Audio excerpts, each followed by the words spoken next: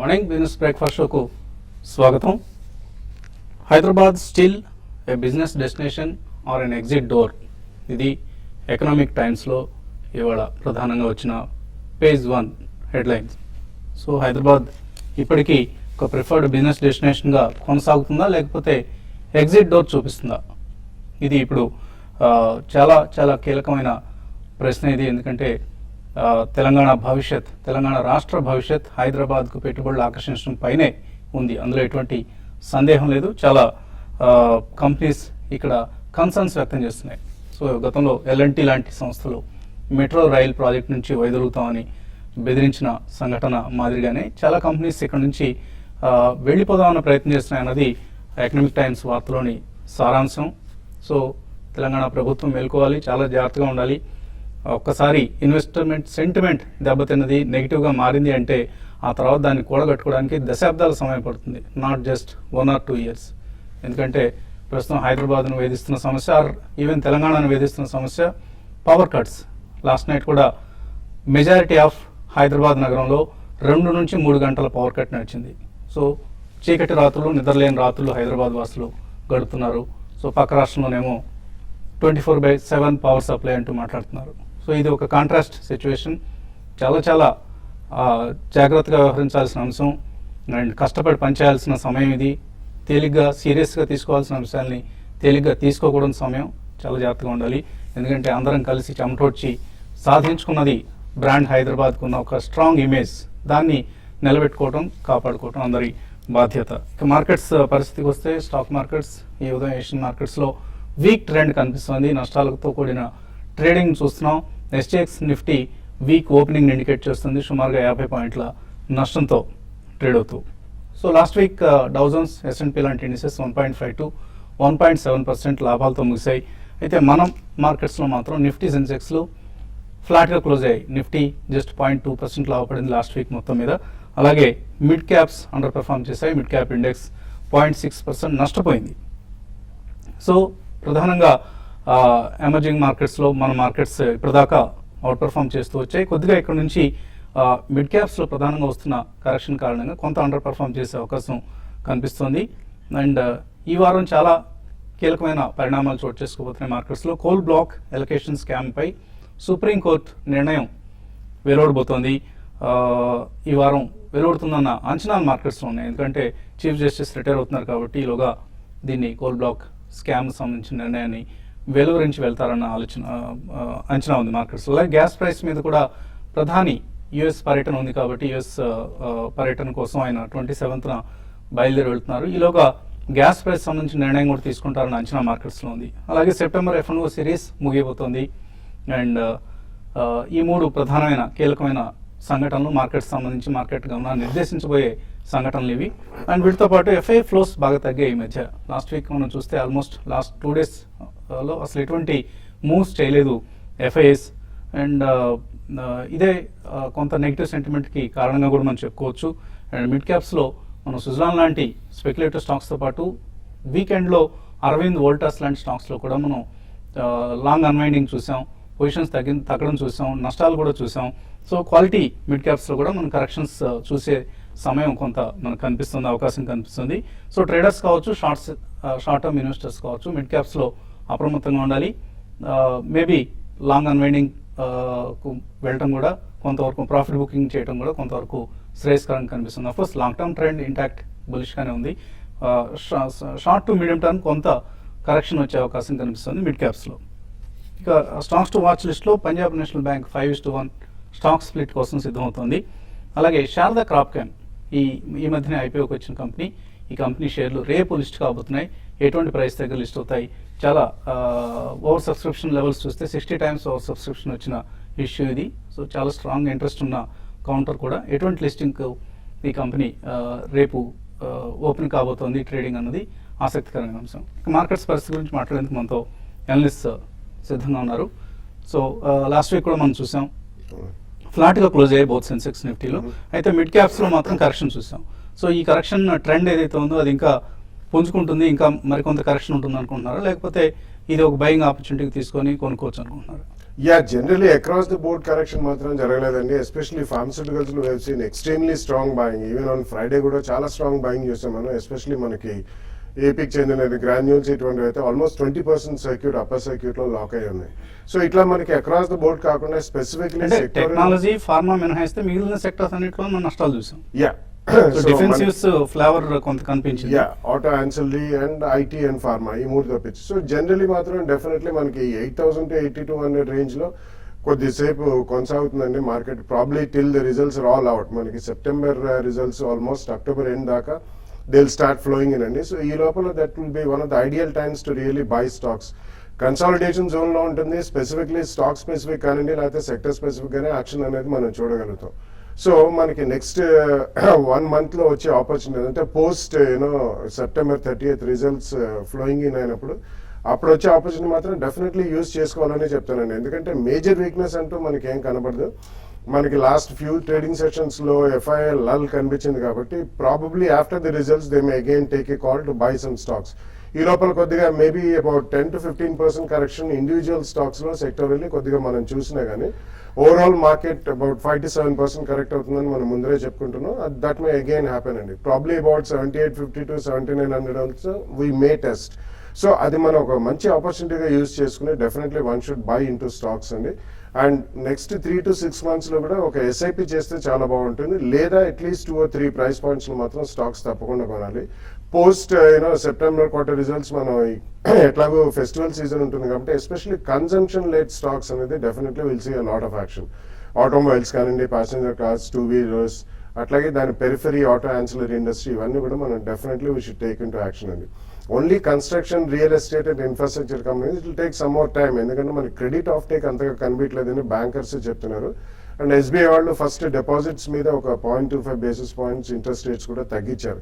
So అదే కొనసాగితే next 3 months లో నెక్స్ట్ ఒక క్వార్టర్లో డెఫినెట్లీ కొద్దిగా ఇంట్రెస్ట్ రేట్స్ తగ్గే అవకాశం కనిపిస్తుందండి. ఈ లోపల సిపిఐ కూడా కొంచెం తగ్గితే definitely will be running in to interest rate cut probably in the first quarter of 2015 అని మన ఊహాగానాలు అలా చాలా మంది వెల్లడిస్తున్నారు. అటువంటిది ఏదైనా జరిగితే post December I think will see some very strong gains in the market. Next 1 to 2 months should be used to definitely load some good stocks whenever there is a correction. So ఇంకొక 4 రోజుల్లో September series close కాబోతుంది. Traders ఎటువంటి స్ట్రాటజీని follow అవ్వాలి? అంటే ఇది కొంచెం డిఫికల్ట్గా వోల్టాలిటీ ఉన్న ట్రేడింగ్ సెషన్ అని చెప్పొచ్చు అండి. లాస్ట్ ఒక 2-3 రోజులుగా మనం చూస్తున్నాము. నిఫ్టీలో చాలా వోల్టాలిటీ చూసాము. దాంతోపాటు స్టాక్స్లో కూడా బాగా వోల్టాలిటీ చూసాము. ఒకరోజు స్టాక్ 4% పెరగడం, మళ్ళీ ఇమీడియట్గా డౌన్ ట్రెండ్ రావడం చూస్తున్నాం. కాబట్టి ట్రేడర్స్ కొంచెం కాషియస్గా ఉండాలి. తర్వాత లాస్ట్ 2-3 రోజులుగా ట్రెండ్ కానీ గమనిస్తే ఈవెన్ నిఫ్టీ 130 points పెరిగిన రోజు కూడా మార్కెట్లో ఒక అన్వైండింగ్ పొజిషన్ మనం చూసాము. చాలా స్టాక్స్ ఒక 5-6% పెరిగిన స్టాక్స్లో కూడా ఓపెన్ ఇంట్రెస్ట్ పెద్దగా యాడ్ కాలేదు, ఇంకా తగ్గడం చూసాము. అంటే ప్రాఫిట్ బుకింగ్ అనేది అరౌండ్ హయ్యర్ లెవెల్ కనపడుతుంది. కాబట్టి దాని దృష్టిలో పెట్టుకుని ట్రేడర్స్ కూడా హయ్యర్ లెవెల్కి వచ్చినప్పుడు అంతా కూడా ఏవైతే లాంగ్స్ ఉంటాయో వాటిలో నుంచి ఎగ్జిట్ అయిపోయి మళ్ళీ వెయిట్ చేయమని చెప్తాను. నిఫ్టీ అయితే కొంత వీక్నెస్ అనేది హయ్యర్ లెవెల్లో కనపడుతుంది. అయితే నిఫ్టీ పరంగా పెద్దగా ఇక్కడ నుంచి క్రాష్ కాకపోయినా కూడా స్టాక్స్లో మాత్రం సెలెక్టెడ్ కౌంటర్స్లో బాగా షార్ట్ సేల్ అనేది లాస్ట్ ట్రేడింగ్ సెషన్లో లాస్ట్ 45 minutesలో మరి ముఖ్యంగా జరిగింది. కాబట్టి మార్కెట్ కొంచెం స్ట్రాంగ్ ఉన్నా కూడా అంటే నెక్స్ట్ 1 or 2 days స్టాక్స్ మాత్రం ఇంకా కరెక్ట్ కావడానికి అవకాశం ఉంటుంది. అటువంటి స్టాక్స్లో షార్ట్ సేల్ కూడా చేసుకోవచ్చు. అయితే ఇంతకుముందు అనుకున్నట్టుగా కొన్ని స్టాక్ సెక్టార్స్ 1-2 సెక్టర్స్ తప్ప మిగతా అన్ని సెక్టర్లు కూడా కొంత వీక్గా ఉన్నాయి. మరి ముఖ్యంగా మెటల్ కౌంటర్స్ చాలా వీక్గా ఉన్నాయి. తర్వాత బ్యాంకింగ్ స్టాక్స్, మరి పిఎస్యూ బ్యాంకింగ్ స్టాక్స్లో చాలా హెవీ సెల్లింగ్ అనేది కనపడుతుంది. అయితే ప్రైవేట్ బ్యాంక్స్ మాత్రం కొంచెం కంపేర్ టు పిఎస్యూ కొంచెం స్ట్రాంగ్ ఉన్నాయి. పిఎన్బి లాంటి స్టాక్ చాలా స్ట్రాంగ్ ఉంది, దాన్ని ఎవ్రీ డిప్లో బై చేసుకోవచ్చు. At the same time Kotak కూడా చాలా స్ట్రాంగ్ ఉంది, కేటీకే బ్యాంక్ చాలా స్ట్రాంగ్ ఉంది. ఈ 3 బ్యాంకులు ప్రైవేట్ బ్యాంక్స్లో బై చేసుకోవచ్చు అంటే 1 or 2 days కోసం. అట్ ద సేమ్ టైం కొన్ని బ్యాంక్స్ వీక్గా ఉన్నాయి, పిఎస్యూ బ్యాంక్స్, ఐఓబి ఒకటి, అటువంటి స్టాక్స్లో హయ్యర్ లెవెల్ సెల్ చేయమంటారు. బట్ ఓవరాల్ ట్రెండ్ పరంగా చెప్పాలంటే మార్కెట్ మాత్రం రేంజ్ బౌండ్ ఉండే అవకాశం ఉంది. డౌన్ సైడ్ చూసుకుంటే ఈరోజు ఇంట్రాడేలో 8060 దగ్గర నిఫ్టీకి సపోర్ట్ ఉండొచ్చు, రెసిస్టెన్స్ 8080. నా ఉద్దేశం ప్రకారం అరౌండ్ 8080లో నిఫ్టీ క్లోజ్ అయ్యే అవకాశం ఎక్కువ కనపడుతుంది దానిపైన. కాబట్టి ట్రేడర్స్ డిప్ వచ్చినప్పుడు సెలెక్టెడ్ కౌంటర్స్లో లాంగ్, సెలెక్టెడ్ కౌంటర్స్ సెల్లింగ్ చేయమని చెప్తానండి. కాలర్స్ లైన్లో ఉన్నారు. ఫస్ట్ కాలర్ శ్రీకాకుళం నుంచి నాయుడు. హలో అడగండి నాయుడు.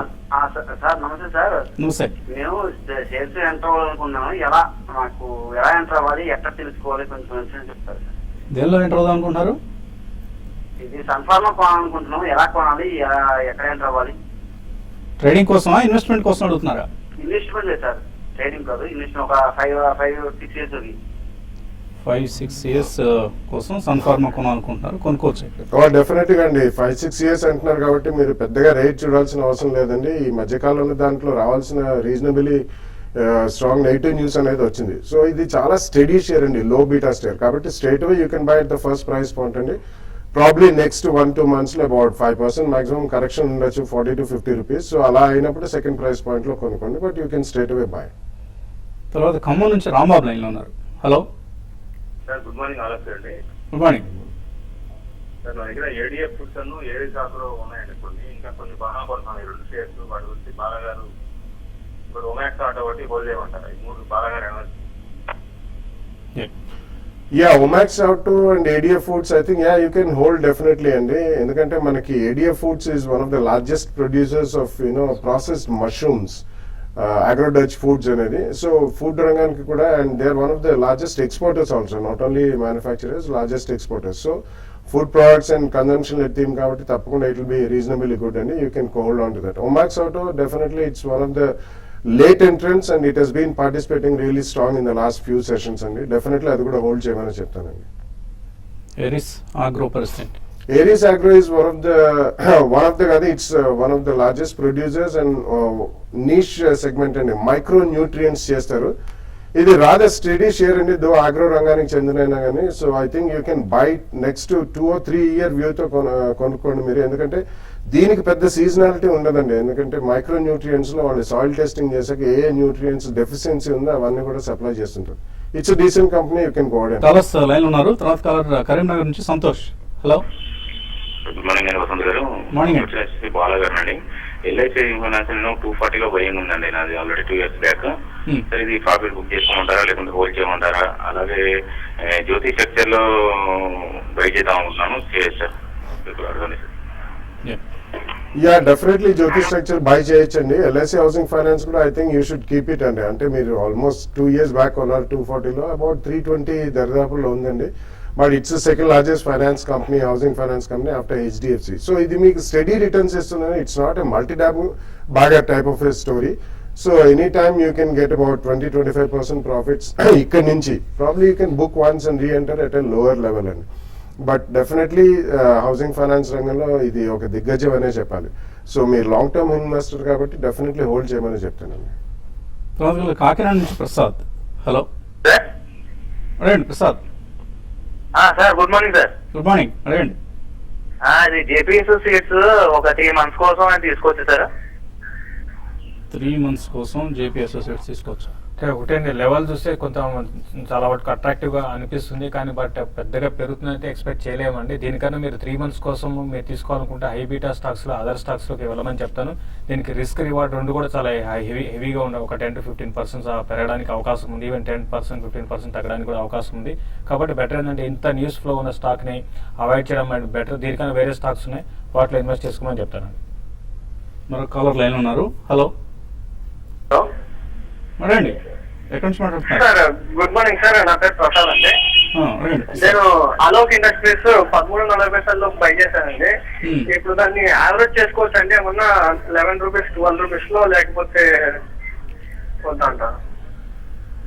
తిరిగి అవకాశాలు ఏమన్నా ఉన్నాయంటారా పైకి 3 months లో? 3 months లో ఏదైనా పెరిగే ఛాన్స్ ఉందా? యావరేజ్ చేసుకోవచ్చా? నో, డెఫినెట్లీ నో అనే చెప్తానండి. Alok industries it's got a huge equity and price point attractive ఉందని చాలా మంది కూడా కొంటుంటారు. అది I don't think this fundamental support that price ఉంది. సో అడిషనల్ గా మీరు యావరేజ్ చేయొద్దు. మీరు ఉన్న స్టాక్ కూడా ఏదైనా స్పర్ట్ వచ్చినప్పుడు definitely I think you should come out of the stock అండి. లాస్ట్ ఫ్యూ ఇయర్స్ కూడా ఇందులో మేజర్ గా రిటర్న్స్ అంటూ ఏం షేర్ హోల్డర్స్ కి రాలేదండి. I think you should come out of the stock. Venugopal Hyderabad నుంచి తర్వాత కాలర్. హలో హలో అడగండి వేణుగోపాల్. హలో నమస్కారం అండి. నమస్తే, అడగండి.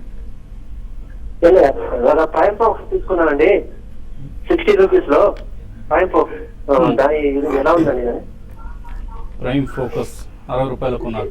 చూడండి, గతంలో చాలాసార్లు చెప్తూనే ఉన్నాం అండి, ప్రైమ్ ఫోకస్ లో ఎటువంటి మూవ్మెంట్ అనేది కనపట్లేదండి. 48-49 రేంజ్ లోనే ఉంది.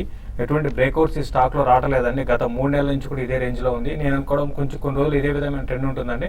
మీరు హోల్డ్ చేయండి, డెఫినెట్ గా ఫ్యూచర్ లో బాగా పెరగడానికి అవకాశం ఉంది. 52 దాటిందంటే మాత్రం మళ్ళీ అరౌండ్ 60-65 దాకా పెరగవచ్చు అండి. హోల్డ్ చేయమని చెప్తాను.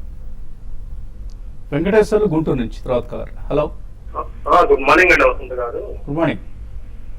సార్, బయింగ్ కోసం ఈ మిడ్ క్యాప్ బ్యాంకింగ్ స్టాక్స్ వచ్చేసి ఇంతవరకు 2010-2011తో పోలిస్తే మార్కెట్ ఇంత ర్యాలీ వచ్చినా గానీ ఈ mid cap banking stocks Allahabad bank కానీ, తర్వాత ఆంధ్ర బ్యాంక్ కానీ, ఈ లక్ష్మీలాస్ బ్యాంక్ కానీ, ఇవి ఎందుకని సార్ అనేక రంగాలుగా చూస్తే ఎక్కడ పెట్టినా 2 టర్మ్స్ 3 టర్మ్స్ అలా పెరిగిపోయాయి, కానీ ఇదైతే ఇంకా పెరగలేదు.